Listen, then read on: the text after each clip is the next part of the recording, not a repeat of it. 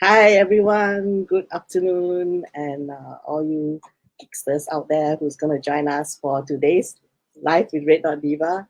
And it's a very, very special episode for two reasons. One, my friend and local artist Elvin Ching is here today with me, and we'll be chatting about his first creator owned graphic novel called The Woodsman, which you can see in the screen here. So pretty, so dark, so bloody. And then number two, ta-da-da, the number two reason is this is the first anniversary of Life with Red Dot Diva, and I was so happy to be able to celebrate with you. Woo! I even have a. I'm so happy. Right, Alvin, this is gonna be like my first anniversary, and I'm so glad that you're here to celebrate with me. I remember the time when, yeah, yay! I didn't even expect to hold this live with Red Dot Diva session for so long. Actually, it came from a place of frustration during circuit breaker, and Joelyn wanted to launch Joelyn Alexandra, for those who are not familiar with her, and she actually collaborated with Elvin with Unstable Foundations. You can see here. And she wanted to launch a zine expanding this universe, and I was like, having been in circuit breaker, I was so frustrated that I know so many talented people in this region, and they don't have a platform in order to showcase or talk about their experiences. So here we are, and thanks so much for all the other guests that have been on live with Red Dot Diva for the last 1 year or so. So, Elvin, how are you today? To introduce yourself to those who are not familiar with you yet, and talk about a little bit about your experience, how to come to being a freelance artist. Wow. Hi everyone, I'm Elvin, author of the Woodsman, which we're promoting today. Wow. Where to start? This one is like. What was your first job? I mean, when you decided that you actually really want to go to have a career doing art. I mean, it has to start at comics lah. As a kid, I always wanted to be a comic artist, but thankfully my dad has some common sense lah. He knows Singapore, so he pushed me into the next closest one, which I didn't mind. Which was graphic design. So I studied graphic design and graduated as a graphic designer here. Worked a few years, then in a nutshell, worked a few years in offices, then came out freelance as a graphic designer / illustrator. Yeah. Yeah, and then tell us, those who are not familiar, what are the projects that you have done so far? Do you mean comic projects? Yes, comics basically. Oh, it's a short list. I mean, yeah, because I'm a bit of a procrastinator, but I have done short stories. I think notable ones would be for Liquid City, the comics anthology that was spearheaded by Sunny Liu. So I did 2 stories for that. One for, I think it was volumes 2 and 3. Yeah, 1 story each. And then I did some short stories for Lonta as well. Also the anthology by Epigram. So then it led to, I'm sure I've forgotten something in between. There's Badang. There's this one. It was very, very fun. Yeah, I worked with. Actually, I got to know you from this Badang comic book. It was like, wow, so hunky. The biceps very nice. Then I started to interview you for the blog. And, our friendship actually started. I mean, this was perfect. The brief sold to me was make it like a superhero comic. So, okay, yeah. So then I'll just draw it like a superhero origin story. Yeah. I'm just sad that I don't really usually, I've never attended an NDP as a rehearsal audience or whatever. So I'm kind of sad I was not able to get hold of the actual physical copy. I mean, if anybody out there doesn't want that and they have an extra one, please give it to me. You don't have Badang. No, I don't have the physical copy. I only got a PDF that you actually sent me to, read and be able to review Yeah. it. But yeah, the physical copy is like a rare thing, a very rare thing. Collector's edition now. Yeah, Yeah. I'm still Hi, looking. Joelyn. Oh, we have some people joining us, and it's Joelyn. We were mentioning you just now as the very first guest of Live with Red Dot Diva. It's like 1 year since then. And then, hi, Ellen. Oh, really? Did you manage to clean up your work studio? Yeah, Alan knows it's very messy, but it's fake, Alan. All the messes move to here. Okay, after Badang, what happened after that? Okay, I'm not going. I'm sure I'm going to forget stuff in between, but I think the one we have to mention would be Unstable Foundations, which was Right. you could say that officially that would be my full-length graphic novel that I drew, but I didn't write it. Yeah, it was written by Joelyn. So yeah. Really awesome. Let me just put up these the cover as well so that people can see it better.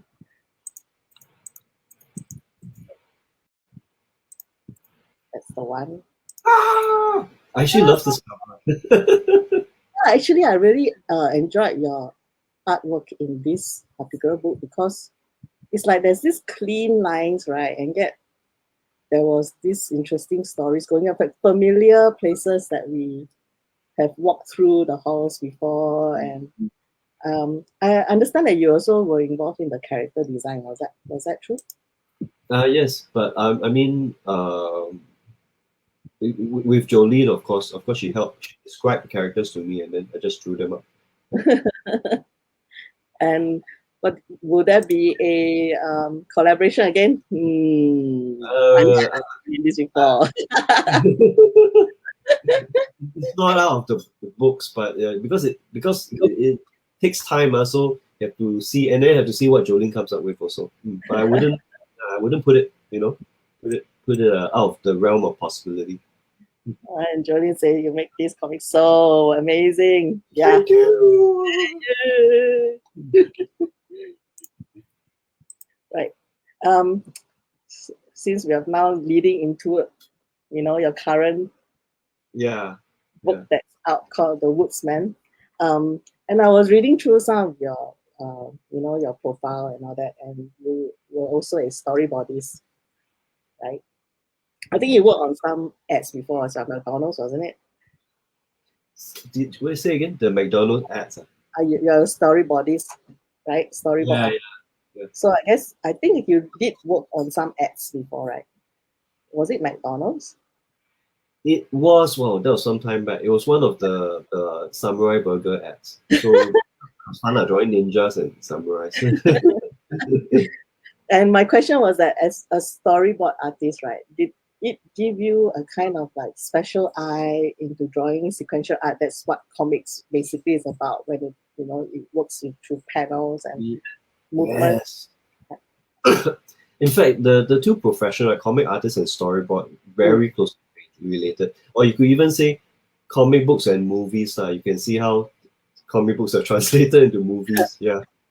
So I always try to draw it from as a cinematic experience. So indeed all the storyboard experience did come into play. I don't know how to describe it, but some people will say the opposite actually. Even that if you are a storyboard artist, it will help comics, and if you're a comic artist, it will help storyboards. So they both are. So the reverse is kind of true as well. That's why a lot of that are involved in games as well, because it's kind of similar. Yeah. Yeah. I started as a comic book fan since I was a kid, and then it led me to storyboarding, and then storyboarding kind of helped comics. Go back. It's very funny because now that you mentioned storyboarding and my experience in the filmmaking, video making industry here as a storyboard artist is really connected, because every once in a while I'll get one of those ads or campaigns which allows me to draw more comic book style action sequences. And then I remember a friend once commented, "Hey, wow, this one, because sometimes the director doesn't know, so I have to make it up as a kind of a fight sequence." Mm-hmm. And then this friend of mine who was working on the project also said, "Hey, you should be a fight choreographer." Actually, that gave me the confidence to do the fight sequences in the Woodsman. Yeah, I saw that full splash page. And then, of course, yeah, we'll get more into that later on. the splash page. I'm more sure the splash page at some point. So when you're talking about that, I suppose I was curious to know whether you did thumbnails for this particular comic before you actually went to draw. Is that not this anyway? Like, do artists actually do that for comic books artists? Do they just go straight into drawing? Some don't. Many of them do, but I think it depends on your drawing style. I know people like James Tan and Drew Tan. They're wow, I can draw on the fly one, stuff anywhere. So I really told them. But for me, I'm very, for lack of a better word, very anal, very OCD. So everything must be very, very planned and controlled. And actually, there are a few comic artists I know are like that. So thumbnails are pretty much a standard. Yeah. Okay. I guess it helps them to place the space for bubbles or things like that. Oh, absolutely, yeah. And then the angle and the overall, it helps you plan whether, should this left and right, especially when you keep changing angle, so you can plan it. It is okay. Then I'm not trying to blow my own trumpet here, but I had no idea. But please do. At least here, in comics, amongst the comics people, I'm quite ridiculous with my thumbnails, to the point where my friends once, they're also comic artists, who once said, "Oh wow, I think just print the thumbnail, can you?" Hey, you're in good standing because, okay, I mean, people out there will know that I'm a big fan of Zack Snyder. Whether you like him or not, I'm not going to argue about that. But yes, I'm a big fan of Zack Snyder, and been following, his latest boost of fame because of Justice League and the Army of the Dead. So been actually very interested to find out how he comes up with this, because everyone, even though we hate him, knows that he kind of does his scenes very pretty one. Everyone will say, yeah, Zack Snyder story, don't know lah, but look very nice. So basically, he's like you, he's an artist, and he does draw his thumbnails. And he has shared some thumbnails of the storyboarding for Justice League and Army of the Dead to those people that his bunch of friends at Vero. I've seen some who have posted them on Reddit or whatever, and they are really almost like you can just use this to publish off. So you are in good stead.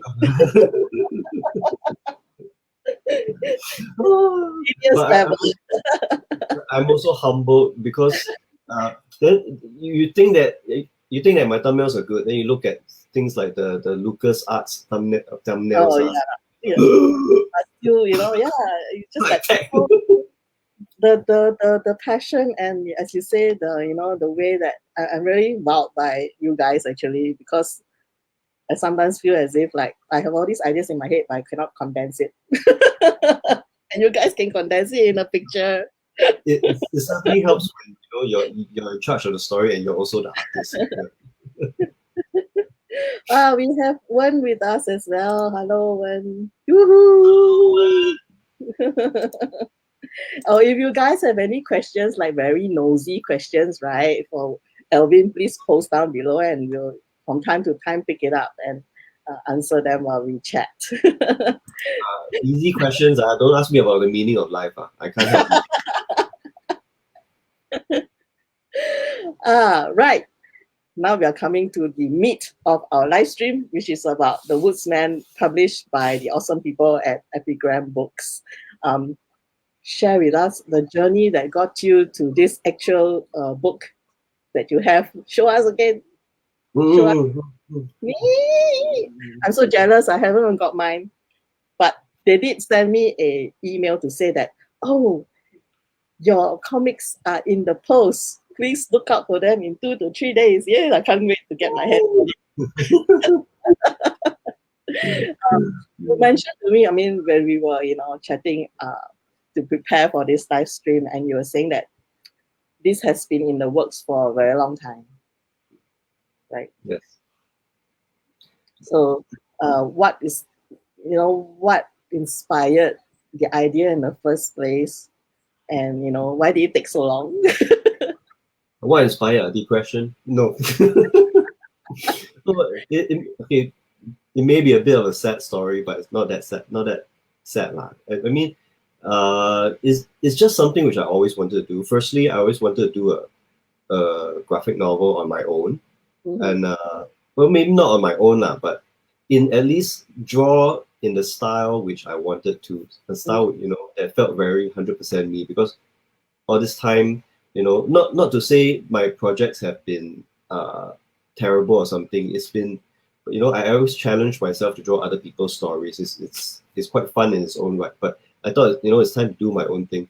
And at that time also, so this thing just was building up at the back of my head, and then it just came forward, and it took so long because there were life, always, bills, stuff to distract. By the way, to the audience, I'm sorry I'm looking off camera because it's easier to look at Tina. So, where was I? You're saying that life took over, bills and such. Yeah. And you could call it a midlife crisis or something. Like, it comes to a point where something inside snaps, right? And you really just drop everything and say, no, I got to get this started. Yeah. So I always wanted to draw a fantasy story. This book is really everything about everything that I love, which is there's a bit of kung fu, there's horror, there's fantasy, of course, and there were also technical issues stopping me from putting this out earlier, which was that I couldn't stick to a style which I wanted to. Then I realized that the casual sketching style is exactly what I needed. And very manga-ish. What? Very manga. Yeah, I know. It's like you start sketching, but it becomes very controlled. So I had to let go of that for this one. So anyway, sorry, back to the what's the timeline? Nothing much to it, actually, because this story, I just built it along the way, and then around beginning of 2019, okay, I thought, okay, this is as ready as it is. I'm ready to draw, and then I started drawing it then. Yeah. So did you have the story in mind first, or did some of it float concurrently while you were developing your thumbnails? Yeah. Actually, the theme came to mind before the story because I was feeling emotional with the theme, and the theme was things like what was it? I think I reflected back to my life because my comic book aspirations were going nowhere. Maybe because I'm a slacker and I procrastinate a lot, and I keep hitting the wrong direction. So it felt like I was fighting an impossible enemy. So that's where it started. I started thinking, what if I do a story about fighting an impossible enemy where it's high likelihood you're going to lose? Would you still fight as well? So that's where the story started. I know that there's also, by the way, I did actually manage to have a sneak peek, but we decided not to we are going to be spoiler free, so we are not going to actually talk much about the actual story of the book, so that when you have it in your hands, you can experience it, just like this, and of course, Elvin would love to hear your reactions from that first read. But then when I was having a first look at that, and there was an introduction by Dave Chua, who said that it was a glorious read, something like this, Thank right? you, Dave. And I really do agree with him. It was a glorious read. I enjoyed it very much, even though it was a how you say, there wasn't much text like conversations involved in there, and it was more of focusing on the actions and the emotions, but it was still a glorious read. That's what I wasn't feeling confident about, because it's like it's not the usual graphic novel. That's why if it's akin to filmmaking, I'll call it a short film. It's actually a very simple story. Yeah, it's like a quick short film, but it does have very strong. The visuals help to pull in together the emotions that was the theme of the book. And I know one of the themes that you mentioned, it was like about your dad as well, right? There was other figure inside. In a way, there's some personal issues I put inside, but at the end of the day, right, the appearance of the story is a fun comic story. That's why I didn't want to dwell too much on the chim stuff. But still, as a first-time reader, I did feel that though. I mean, it did come to my mind, as in there was a kind of like a tribute, like I felt in a way. I'm not sure if I'm way off in that sense, but maybe some of you guys have different opinions when you read it. But that was how I felt when I saw that scene, and not just that scene as well. The first few scenes. I know very quick here, but yeah. Maybe when you read it after what I've said, you can agree or disagree with me, but that's what I thought, like family and fatherhood. Something unusual as well when I learned about the Woodsman being published. First of all, it's kind of unusual in the sense that for most of what we see as termed as singlet is always based on Singapore landscape history, like the many graphic novels we see published by COSH Studio. Even Epigram has a slew of books and comic books that relate to such things, and even the art of Charlie Chan Hok Chai is also Singaporean based, but yours was really like something I've dreamed of in many many years. Like I want something that's not Singapore but made by a Singapore based person, and it's like a fantasy story that will take me somewhere else, kind of thing. And yours kind of fit the bill, and I was so surprised that it actually was picked up by Epigram. Did they tell you, what made them choose that? Because I know they are so well known for singlet. Yeah. They never told me why they chose that. I remember I did bring it up, but they never addressed it. Because I was surprised when they picked they approved it to be published. So I think I made a comment like, oh, I thought you only do like local context, stories. But they never answered. Well, so I cannot answer for Epigram. Epigram people actually tune in to this live stream or is somewhere. I'm actually glad that you're expanding and deciding to take the risk for, I feel that it's time that we can show the world that we can tell good stories that are not necessarily very, very Singapore based. I mean, that's how Hollywood makes their money. They are doing something so American based, and yet the whole world is, picking up on their culture and the way they speak, and what their viewpoints are. And well, that's actually my wish, to be able to see that happen to Singaporean created works in the future. And so I was kind of like, yes, this is happening. This is like like a first step towards something Yeah. more I think interesting. we discussed this, right? Not that there's anything wrong with local context, because some of them are really good, Yeah, but of yeah, course. yeah. But it's just something that didn't work for me because I grew up reading X-Men, Batman, and then it's like that's where my mindset is. And then someone would say, "Why don't you make a Singapore Batman, Singapore X-Men?" Then I'll feel like We are doesn't a red one. feel like for some of us like me, I would be forcing it, and it would come across very pretentious. Yeah, I know what you mean. But I Yeah, do recognize, local culture is so important. Hopefully, we can work towards that, like with Sacred correct. Guardian. Yeah.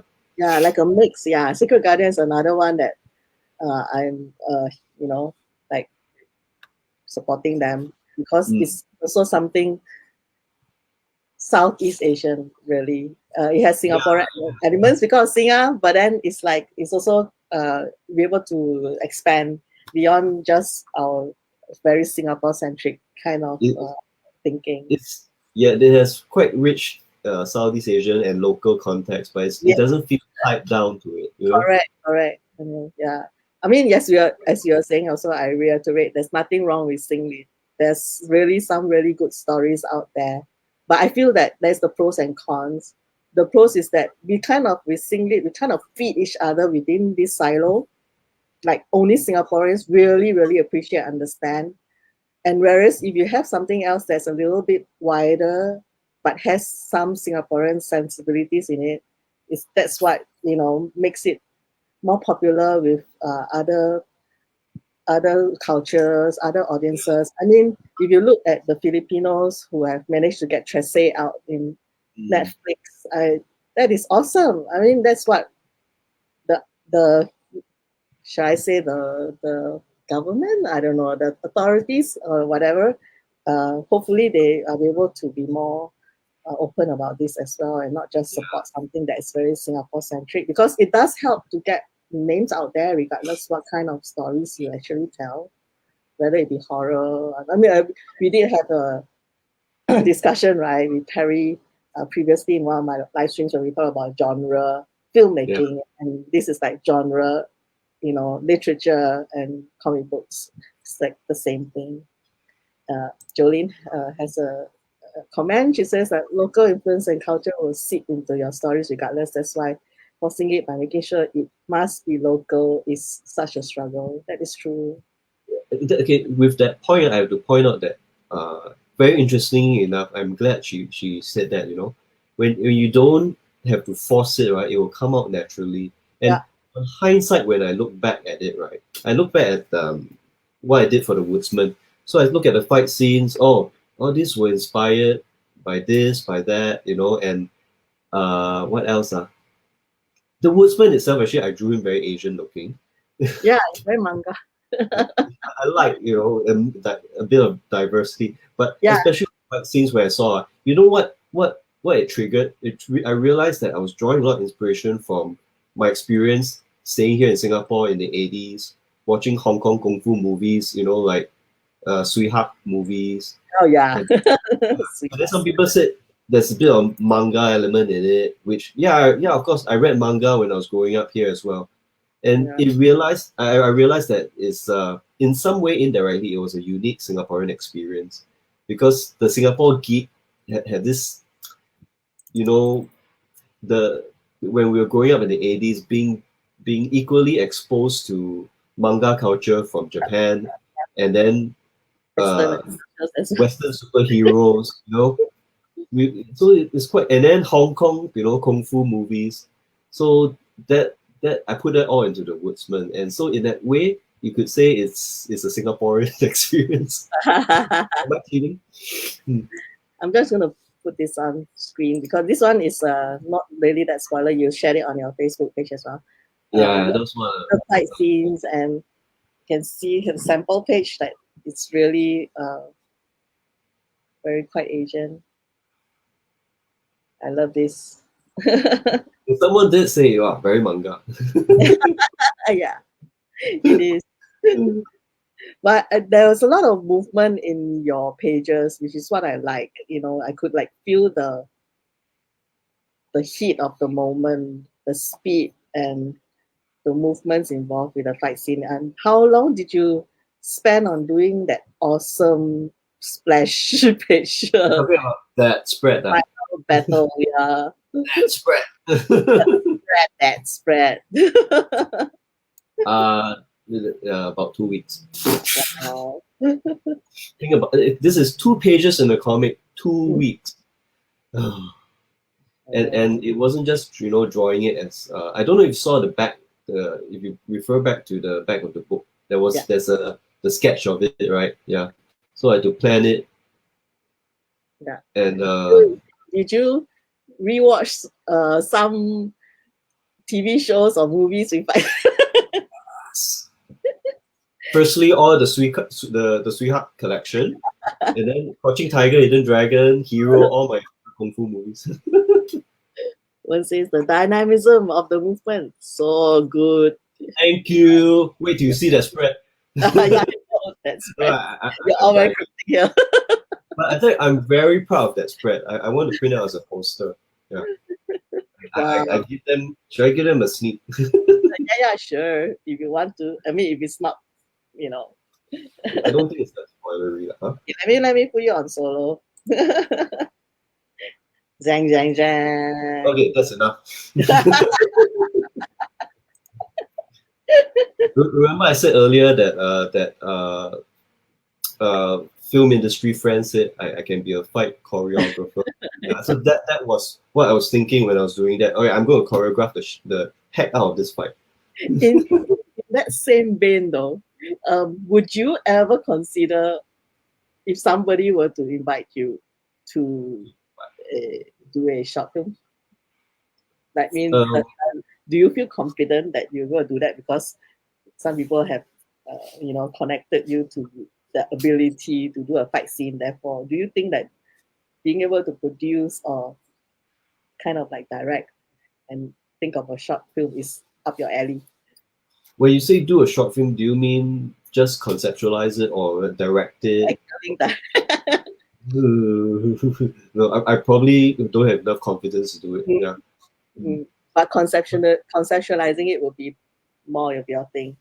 Yeah, I mean, someone would have to be. I can't play leader, but someone would kind of like push me, prod me, and then I see what I come up with. It's funny you went the storyboard route because, as you can imagine, I even in Temasek Poly where I graduated, right? I mix a lot with the video, in Mer crowd. That's why, yeah, just so connected, yeah. Do they think differently though? I mean, in terms so I guess for them, there's more of like technical knowledge as well, right? In terms of camera. Yeah. So that's the part we can't handle. Yeah, that's true. That's a totally different. But some people mesh both so well. Just amazing. Hey, but if I don't know who if Zack Snyder wants to turn the Woodsman into a film, yeah, I'm there. Mostly for money, but anyway, yeah. Yeah, as I told you, I before I actually ran right into his behind the scenes thing, I never knew that Zack Snyder could draw so well.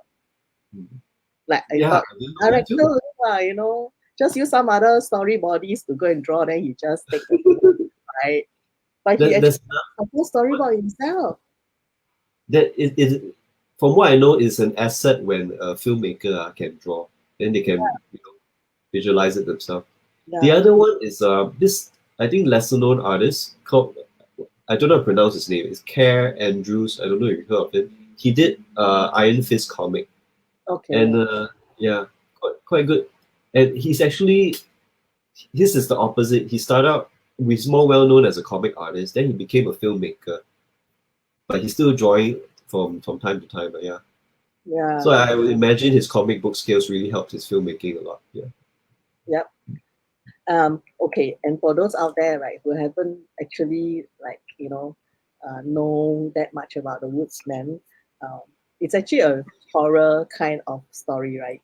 And there's quite a lot of gore in it. I mean, for me, gore is nothing much because I'm into certain kinds of horror, and fan of The Walking Dead, so all this splash and blood scenes and all that is fine with me.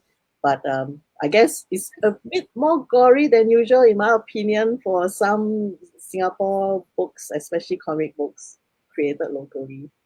Um, do you think it's a bit too graphic for some people? I mean, were there any advisory for the books? I'm wondering whether, I'm wondering whether if, the library were able to put that in because it's Yeah. a bit too bloody.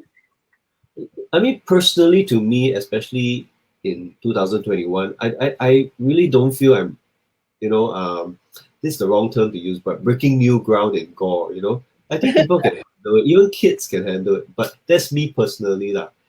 There's another part of me that is actually quite surprised they didn't put an advisory on it, because I'm not sure if certain people here will be able to accept it, Yeah. Mm. But quite honestly, they did much gory stuff in the 80s. I don't know if you remember the old Pontianak comic. That was so gory. The swinging breasts and all. Anyway, the Asian ghoulies are very gory or what? Like Yeah. exposed entrails floating around, all this kind of thing. Yeah. You know what? When small spoiler, there are entrails inside. And when I was drawing those spoilers, I was thinking exactly of those comics, Yeah. I wanted to be gory like when I was growing up as a kid reading those Pontianak comics. So I don't know. I mean, I think that I don't know about the kids. Basically, maybe some are okay, some are not okay. But I think the parents might be the one that's gonna cry out, out problems like this. But Epigram is brave enough to handle any other criticisms. So anyway, I think you agree as well that notoriety might boost up the comics profile even more. Yeah, but I've thought about it. Then I had to hold myself back. Stop being so narcissistic. No one will give a care about it. For all you know, it'll fade into nothing. Just, low self-esteem, me holding back my ego. Oh, and hello, Mark is here. Hey, Mark! Celebratory drinks. Sorry, Mark. All you gotta get is Red Dot Diva, sponsored by yours. Poor Mark is not able to ship the book across to him. And we gotta wait till everything is better, and then hopefully we'll be able to meet each other again. Yeah. Oh, how do you know about that? Because of the comments, is it? Yeah, about his comments. It's like, oh no, he's denied shipping. No, it was a technical issue, and anyway, I'm going to settle it for him, so it should be fine. Yeah. Yeah, I think you can just post it to him if he really wants it. Oh, one has an interesting comment. I heard some foreign comics had to recolor the blood in some violent scenes involving familiar heroes. Luckily, the color version of this comic is not out yet. That version I'm not going to color it.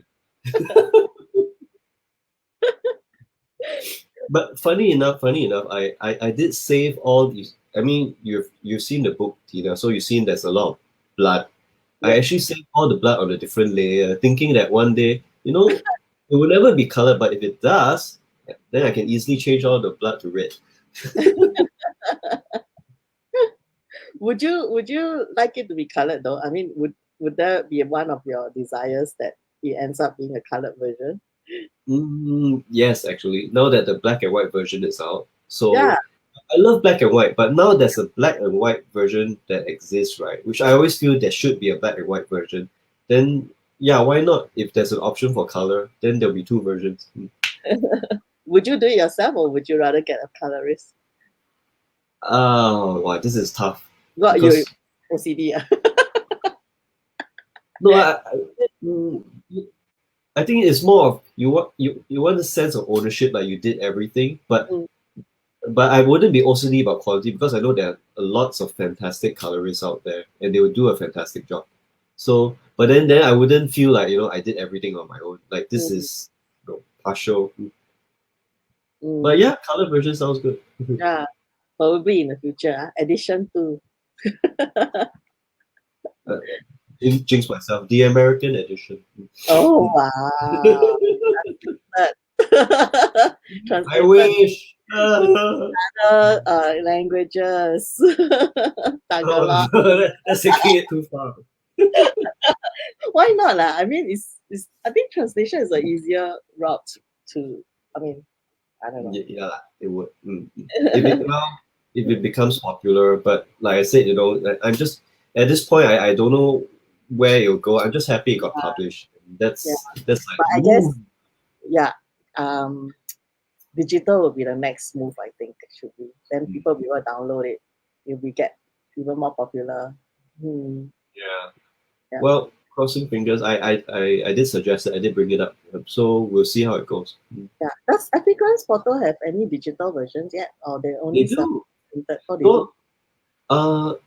I didn't do an extensive search, but I think more digital books, not so much digital graphic novels. So I'm not sure whether there is that I missed out on.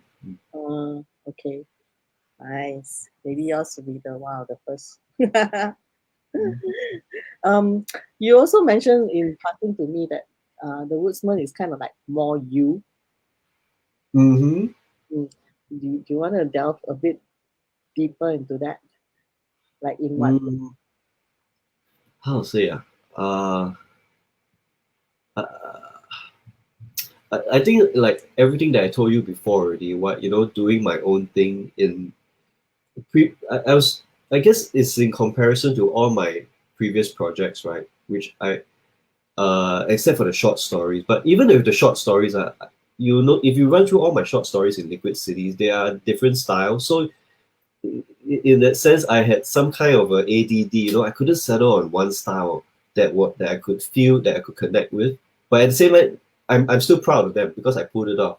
But it wasn't like, it was like visiting lovely places to visit, friends' homes, but I haven't found my own home yet. So this one, I'm not saying that this is my definitive style, but it felt right. Okay. It felt like for in the future I will draw in different styles because, as I said, a bit of ADD when it comes to drawing. So all over the place. But this one felt right, and I think I proved it because I could never finish long-term projects before, because by the time I reached page 20, the style is different from page 1. But this one, wow, it felt really right because from page 1 to around 79, 80, it never changed, and every day I got up, I felt very pumped to do it. It was like my purpose in life. Yeah. So that felt right, and I always wanted to do a fantasy story, as I told you. Sync with it, Now that the book is out, right? I think some people mentioned that once your book is out, like a baby is being born already. Does it make you kind of like what the feeling? What's the feeling like? Your very first created story that's out in print. I haven't fully digested it yet. It's more like I have been dreaming of this moment, but it feels like the whole journey has been running, and then now it's like trying to catch your breath at the end, and so you don't really think that I finished the race. So I'm still processing. Does it make you hungry to do another one in the future? Yes, it does. But I don't know what it is yet. This is like I mean, after so long, brewing this thing in your mind and in your soul, I think it's kind of like catharsis for me. If I were you, it would be like a great relief that I've actually birthed this book. It's out for the world to see now. It's no longer in my hands. Exactly. You feel so possessive about it because it's your baby, but at the same time, you must remember all babies must be released to the world. Oh, wow. No, seriously, I'm at two ends of it. Part of me is like, does care about what people think. Of course, I want people to like it, but it's okay if they don't, because different tastes. But another part of me, like, don't I don't mean don't care, but more like I'm satisfied already, because Yeah, ultimately I did this comic for myself. correct. Is yeah, you can see the dedication is so narcissistic. Dedicated.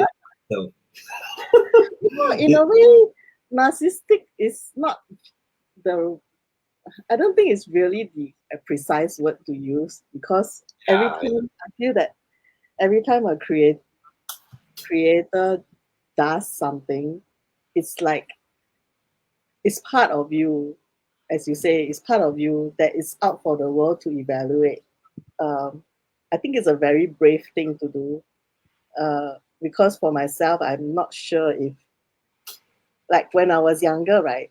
Um, when I was in secondary school, I used to write a lot, like stories, fantastical stories. I would go on as adventures like an archaeologist in Egypt or something like this, and have murder stories and semi-romance and all kind of thing. And it went into like pages and pages. But I lost those books anyway. I don't know where it went to. And I stopped doing that somehow when you got older, because you kind of like got more aware of what people think of you. I just never really got back into that groove, even though I wish I had I had that the time, as well as the uh, like being brave enough to do that, to expose myself, I should say, to the world again about how I think, how my stories are. It does take quite a bit out from me, and it's why I'm always very like full of admiration for creators out there, because a part of you is just like there for everyone to see. Um, I don't know whether I'll be able to get to that point again. look, You I know, when relate. yeah, Yeah, yeah, I was younger, even though then my stories, they weren't shared actually. They were just like with my best friend, and sometimes during composition time, right, my secondary school teachers knew that we were quite adept in English.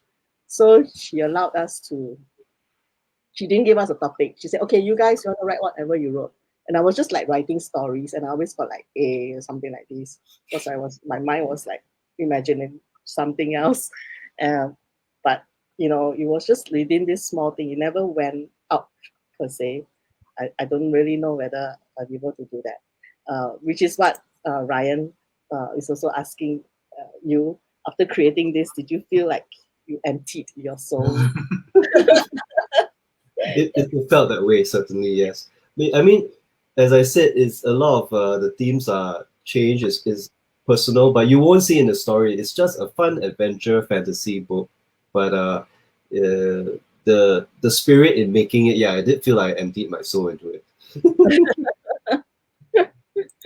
um, okay, what do you think actually now that, it seems like, as I was mentioning, I was surprised that Epigram actually decided to publish this like non-Singapore centric book, and something so brave like with horror and, a landscape that was not familiar to us in the physical world. Uh, I'm kind of hopeful, but I'm not sure what your opinion is, and what do you think would improve and boost the situation with comic books regarding the local scene at this point? Post, currently while we are deep in pandemic, and out into hopefully able to see each other more again.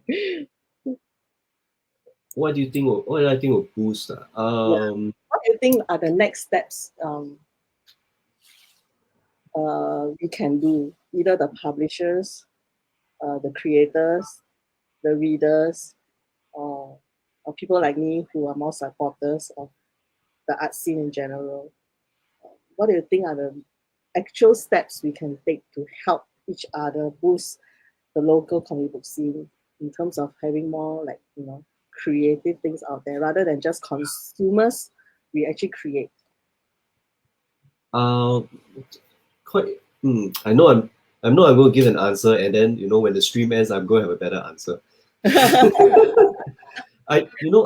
As far as efforts wise, I don't think that where the scene is doing anything that they shouldn't be doing already. but what I feel Singapore is limited by is definitely our size, you know, our population. We simply don't have a large enough a variety of, you know, of a population to support the local comics art scene, which is why, you know, people are always doing this as a part-time thing and they never find the budget easily for it, you know. So I empathize not just as an artist to other comic people or, you know, creatives. I also empathize with the publishers. It's, you know, it's not that, you know, they don't want to do more of it, but Yeah. because it's not as easy to find an audience here. So, Yeah. but what I would say that keep for the local artists or creatives who are doing comics here, just keep doing what you do. But Mm-hmm. which the goal has always been to continually day by day improve the standard. Which, you know, and of course, you know, I hope I'm not uh, abusing anyone by saying this, but it's good to give yourself a discount by saying, you know, local standards, but at some point you have to start comparing yourself on international level, you know, Absolutely. to get better. Yeah. So so I don't have a exact answer to that because it's a big question. But Yeah, I guess that's a very complex but issue. I would say, yeah, the example we can fall back on is which is the Filipino scene, which I really admire because Yeah, it's no, man. right? On some way, they are like in between. They're not, you know, like full on American geek culture, but they have their own culture which they are pushing, and they're very encouraging They've been towards very each other. good in the last 5 years or so with establishing their own kind of culture and profile in terms of their pop culture in the comic book scene, especially. I mean, for decades, right, they have been using Filipino artists in the big publishers, but nobody knew about them as well. Like, there are not many big names that you know who have worked so hard for all the comics that people have been consuming on the other side of the world. And right now, Yeah, it's like they are getting more well known, uh, which is really good. And like Tracey is out of Netflix, you know. yeah, yeah. I was just watching that. It's really good. Yeah. And so the culture there is, sorry not to put down Singaporeans because this is not all Singaporeans. It's just in general. I feel the culture there is the opposite of Singapore, whereby Singapore, the Very generic maybe yeah you're non-fan will very practical oh people. local book oh then the quality is going to be lower. Whereas over there it's like oh local book definitely you know must support. Of course you know yeah Singaporeans Again, as the generation changes with the young people, this might yeah also change. And I'm hoping that's the wave that's going to change as well. Uh, because identity is a question also, like a big question right now. Previously, we have that, the kind of story that we are told in school and as we were growing up about the founding of Singapore and all that kind of thing. And things are quite very, very different right now, when we were easily sold on a certain way of storytelling. And right now, it's like everybody's questioning things in a whole. I mean, it's just not even happening in Singapore. As you can see, some of the tragedies that have been unfolding in Canada itself, mm, questioning it as well. So I'm just hoping that that's one thing that the younger people, as they get more familiar with their voice and how Singapore identity is framed, that they are not going to think that, oh, just because it's made in Singapore, it's going to be flat and unimaginative, and yeah boring. exactly. Yeah, So so in that sense both uh of course, as for the artist side, they do need to continue to up their standard. But then for the audience side, they hopefully more and change more the progressively the mindset. Yeah, mindset will change. Yeah. yeah, hopefully. Well, we are hoping, and which is why um, this live stream is also about that in terms of we are discussing all about this and having our voices out there and hopefully who knows, somebody might be able to yeah, this is something that we could probably change and do. That is what I'm hoping. I'm also have been putting my voice out there in terms like part of my soul out there by doing this. I usually am a very private person, so this has been a kind of like a journey for me as well. So I'm so glad that everyone who has been able to tune in or be a guest here. It's part of my journey. I'm so happy because this is like, again, my first anniversary. Yeah. I was about to say, you know, even though you stopped writing, which, you know, I hope you'll pick it up eventually, but this whole Red Dot Diva identity and stream, in a way, is kind of an extension of your writing, of your creativity as well. So good for you. Thank you. Thank you. Hopefully you'll continue. If not, at Well, least this will be here in posterity until Facebook decides to close. then move to Twitch. All right. We actually chat a lot. We are left about 5 minutes, and if anybody has any other nosy questions for Elvin, please, you know, put it on your comments below before we start to wrap up, and we'll answer them. And as we are going to end this session, there is something controversial I want to ask you. Oh, okay. This is going to be scary. Are cats or dogs better companions for artists? Oh my goodness. Are you trying to get me into trouble? That's why I say controversial. Oh, cats. Cats are better for artists. How many do you have? 3. 3? Yeah. Do you allow them into your studio? No. There you go. I don't know how you know Jerry Teo, how he does it. Yes, I'm all over the place. House and he just lets them come over, and you know, Jerry, lock your room. Yeah. That's why he gets so much trouble with cats. Okay, no, seriously. You know, funny enough, and don't tell my cats this. I'm actually a dog. I'm a dog person. When I was younger, huh? How do you end up with them? How do you end up with them being a dog lover? I didn't end up. I started out as a dog lover. As I was a kid, we had dogs. We didn't have cats. Yeah. And I love dogs. I still, you know, I loved and love dogs. Still love them. But I also love cats, lah. Yeah. But on a practical level, you know, what you're asking me honestly, and I tell you honestly, cats are better for artists because one, less effort. You don't have to take them out for walks. Yeah. So easy, and they look after themselves. You don't have, you know, they'll do their business in the right place. So that's the very practical reason. Other than that, you know, I love both. If I'm not wrong, they are cheaper, and most artists are poor. So cats. Probably, yeah, maybe. I think dogs really need a lot of attention. Yeah, they won't just like, you know, you need to take care of them. Yes. Yeah. So I see.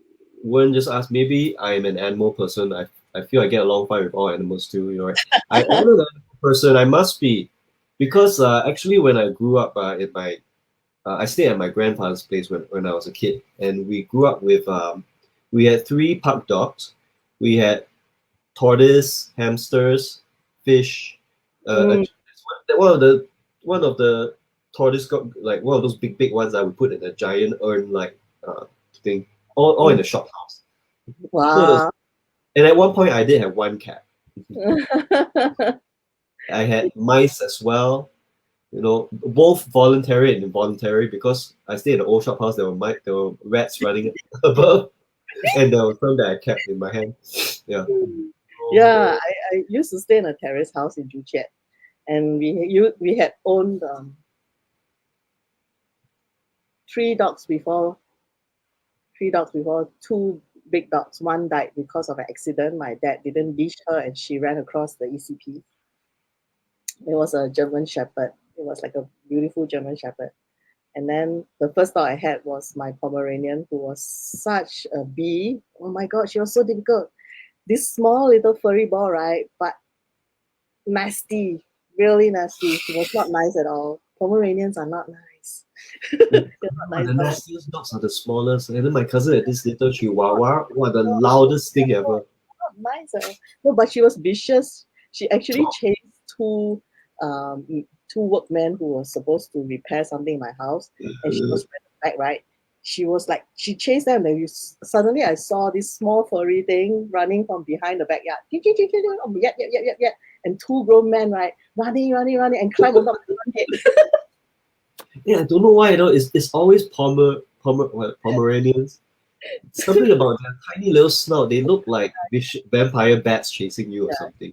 And I used to have rabbits, and then guinea pigs, I have rabbits, hamsters, and then chickens. Of course, they became food. And then, but my family didn't really like cats, so I didn't really own one. Doesn't mean I don't like cats though, but I never did. We didn't have experience owning one. Yeah. Oh, we had songbirds as well. My dad loved the Shama bird. And yeah. We had budgies too, and then I was typical. We really fished out these guppies from the longkang and then kept them. Yeah, those were the days. Now it's kind of expensive to own a dog. I want to own one again, but oh my god, I see the price, and it's just like I don't have that kind of like time. I mean, I do, but because I live with my parents, so they'll be they are getting older, and it's just more difficult for them. Probably when I'm alone again, I might have a dog companion because I miss having a pet. Yeah. It's nice to have something like you can take care of, like you put your mind off something that's not you, and have your attention somewhere else. And that's another thing about cats, sometimes they're like, go away, I need my alone time. Whereas with dogs, they never want alone time. They want to be with you always. So better for artists to have cats. Because you never get to draw. That's true. All right, that was an interesting furry discussion. You're all like animal lovers here. Do you have a dream project, and what's up next? We say goodbye.